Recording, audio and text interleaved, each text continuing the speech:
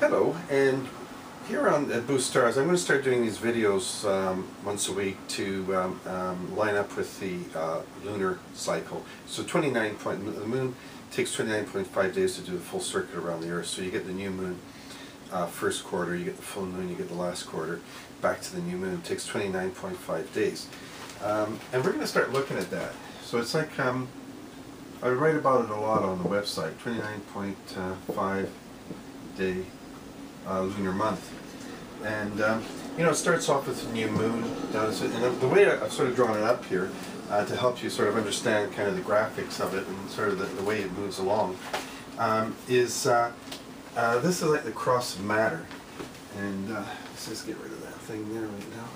So this is like the cross of matter, and we're in the middle like that, and everything revolves around us, goes around us in a circle from beginning to end.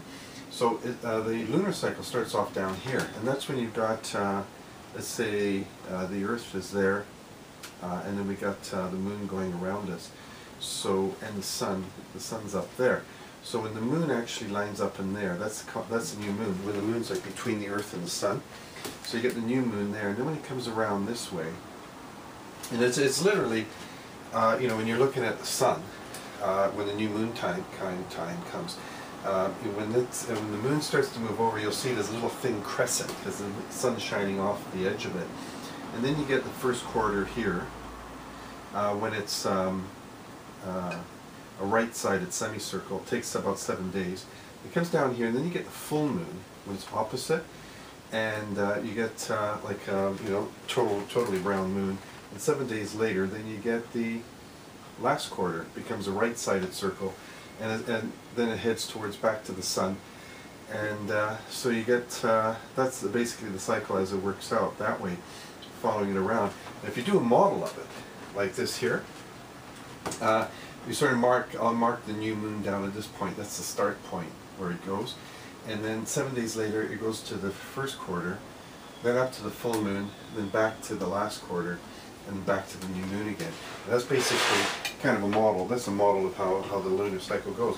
So when you get the new moon, things to remember when you get the new moon, you've got, that's the seed point. That's where you plant your seeds. So you look at the events that are going on in your own life, like, you know, a few days before and a few days after. And the dark of the moon phase is when, just before the new moon.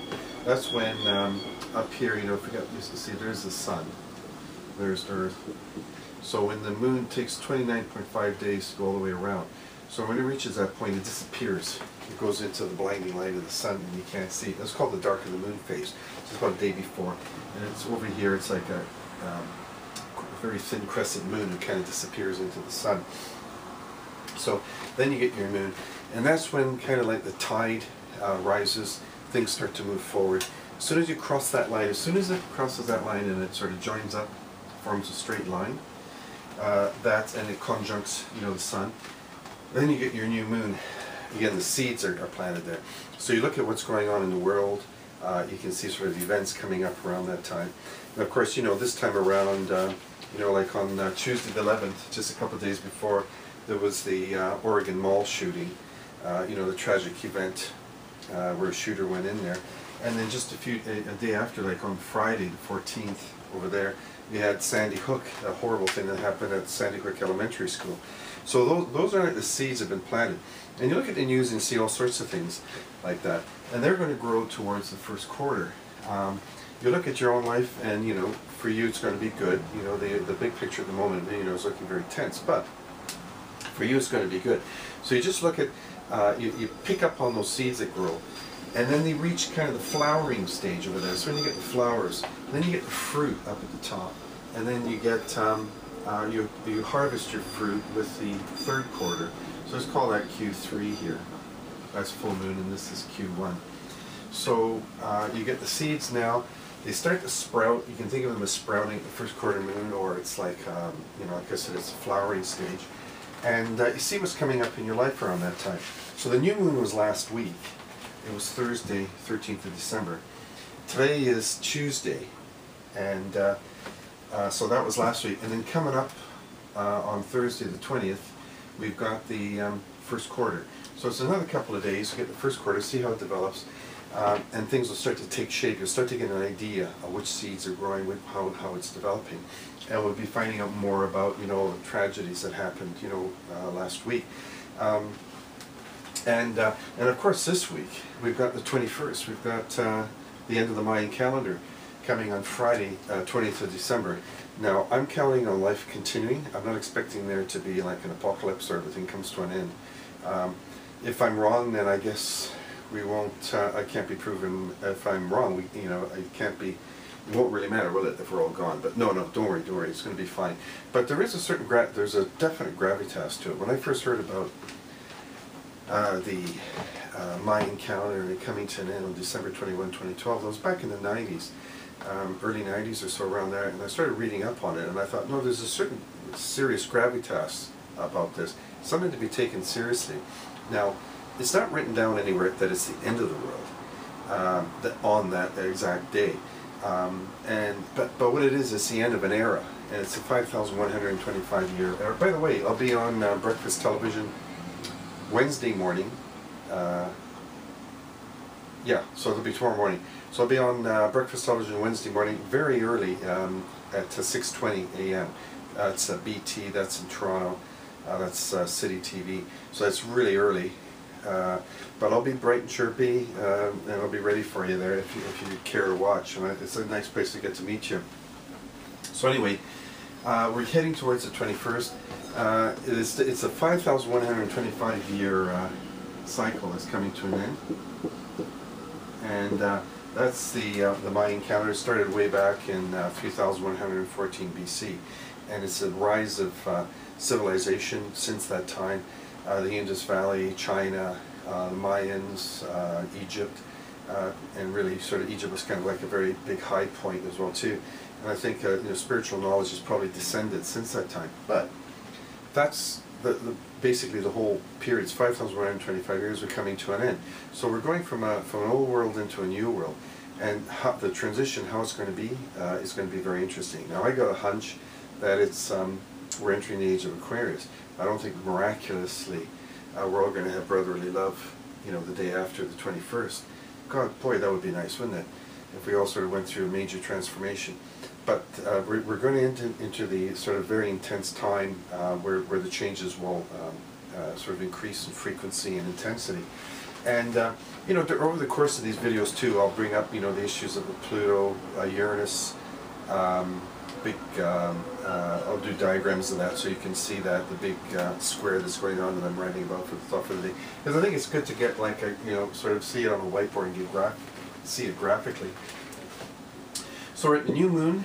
Last week, we're heading towards the first quarter, and then we're moving up to the full moon. That'll be on January the 5th. So we'll be looking at the year ahead at that time. Then we got the last quarter, and then right back 29.5 days. That's the lunar month. And right now today we're on Thursday. We're on the 18th, right? So we're kind of getting close to that point there.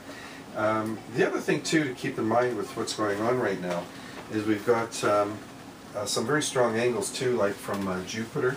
Jupiter's that one there. It's like a 4, so it's spirit over matter. There's that cross of matter that I always come back to, and it's forming some very intense angles, like to Uranus,